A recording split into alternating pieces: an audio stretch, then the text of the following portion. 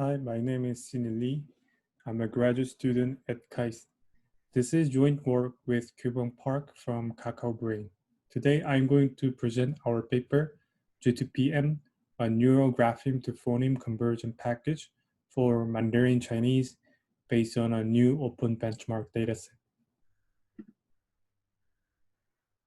Chinese grapheme to phoneme conversion is the task that changes Chinese text into pinyin, which is an official romanization system of Chinese.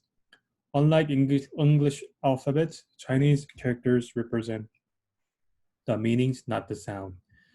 So grapheme to phoneme conversion is considered to be essential in Chinese text-to-speech. A major challenge in Chinese g2p conversion is how to disambiguate the pronunciation of polyphones, which are characters having more than one pronunciation. This character, in this example, has 3 different pronunciations with corresponding different meanings. So in this sentence, we need to disambiguate pronunciation of these 2 characters, which are colored in blue and red, one for D and the other for D pronunciation. There have been many academic efforts to tackle this problem. However, we find that there exist 2 main problems with them. First, there are no standard benchmark dataset for Chinese polyphone disambiguation. Most past work collect copyright data from the internet and annotate themselves. Due to the lack of public benchmark dataset, they report results on different datasets. This makes it hard to compare different models. Second, all of the reports in table do not lead to the release of source code or packages, which researchers or practitioners can convert Chinese text into pinyin at their convenience.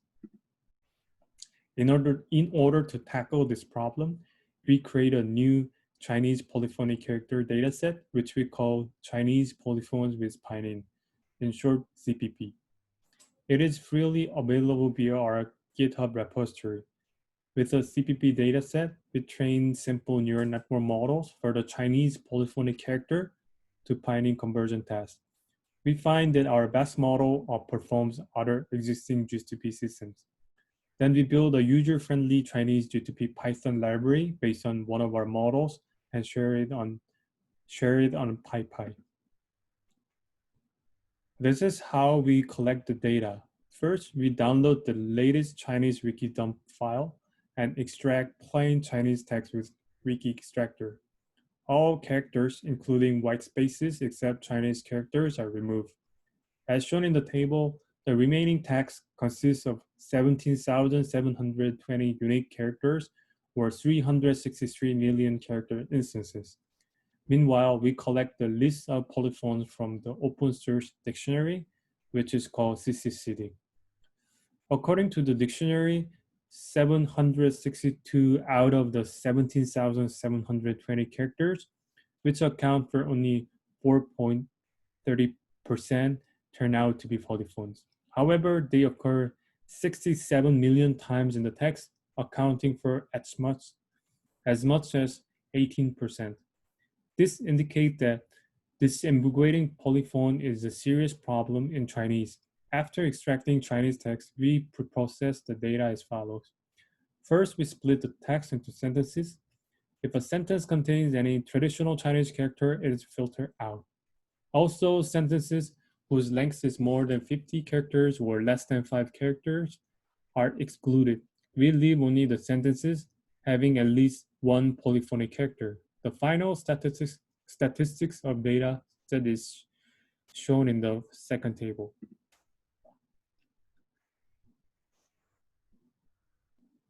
This is how we annotate the data. We have 2 native Chinese speakers annotate the target polyphonic character in each sentence with appropriate pinyin. To make it easier, we provide them with a set of possible pronunciations extracted from the CCCD dictionary for the polyphonic character. Next, we ask the annotators to choose the correct one among those candidates. we compare each of their annotation results and discard the sentence if they do not agree.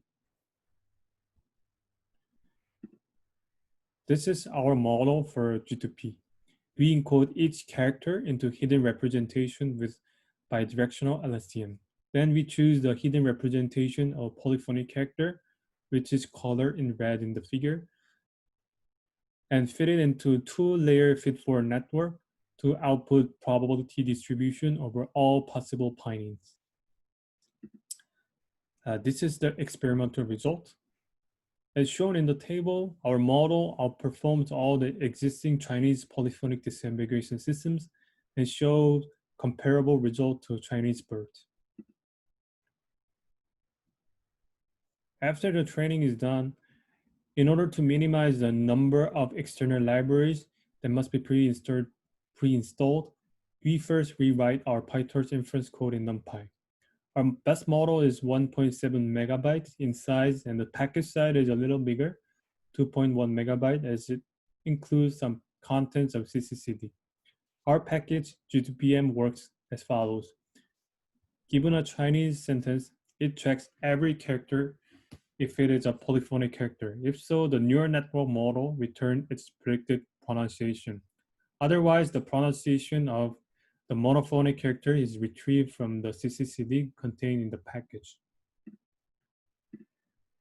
To summarize, we create a new Chinese polyphonic character dataset called CPP. It is freely available via our GitHub repository.